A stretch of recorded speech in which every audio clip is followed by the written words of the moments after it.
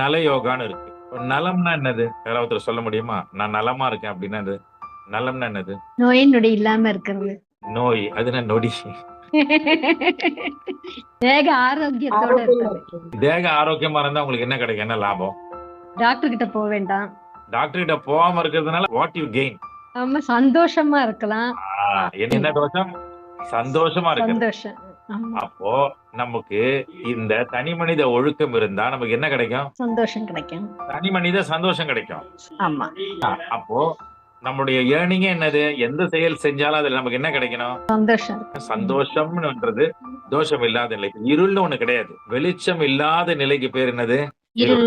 வெளிச்சம் வந்துருச்சுன்னா அங்க இருள் கிடையாது இல்லையா? இப்ப இந்த லைட்டை வந்து ஆஃப் பண்ணணும், வெளிச்சத்தை ஆஃப் பண்ணா இருள் ஆயிடும். இப்போ இருள் இல்லாத நிலைதான். குளிர்னு ஒண்ணு கிடையாது. வெப்பம் இல்லாத நிலைதான் குளிர். கரெக்டா இல்லையா? சரிங்க. துக்கம்னு ஒண்ணு கிடையாது. மகிழ்ச்சி இல்லாத நிலைக்கு பேரு தான் நம்ம துக்கம்னு சொல்றோம். யோகம் என்பது யோகம் நமக்கு என்ன கொடுக்குதுன்னா, துக்கம் இல்லாத நிலை கொடுக்கல, சந்தோஷத்தை கொடுக்குது. அப்ப சந்தோஷம் நமக்கு வந்து 24 ஹவர்ஸ் வேணும்னா நம்ம 4 விதமான பொறுப்புணர்வுல இருக்கணும். ஒண்ணு ஃபர்ஸ்ட் என்னன்னா பிசிக்கல் ரெஸ்பான்சிபிலிட்டின்னு பேர். நம்முடைய உடல் சார்ந்த பொறுப்புணர்வு.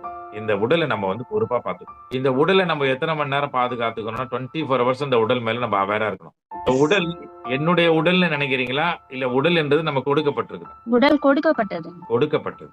அப்போ நம்மளுடைய எந்த உத்தரவும் இல்லாமல் இந்த உடல் இயங்குதா இல்லையா? ஆமாங்க ஐயா.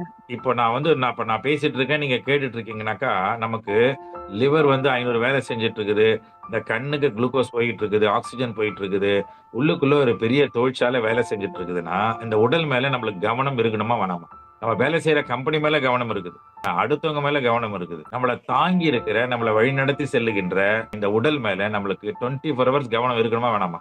நிச்சயமா இருக்கணும். அப்போ இந்த உடலை விட உங்களுக்கு நெருங்கிய நண்பன் இருக்கானா? இல்லைங்க ஐயா. இருக்க முடியாது. அப்போ நமக்கு 24 ஹவர்ஸ் கவனம் யார் மேல இருக்கணும்? நம்ம உடல் மேல இருக்கு. உடல் மேல இருக்கு. நலந்தானா நலந்தானா உடலும் உள்ளமோ நலந்தானா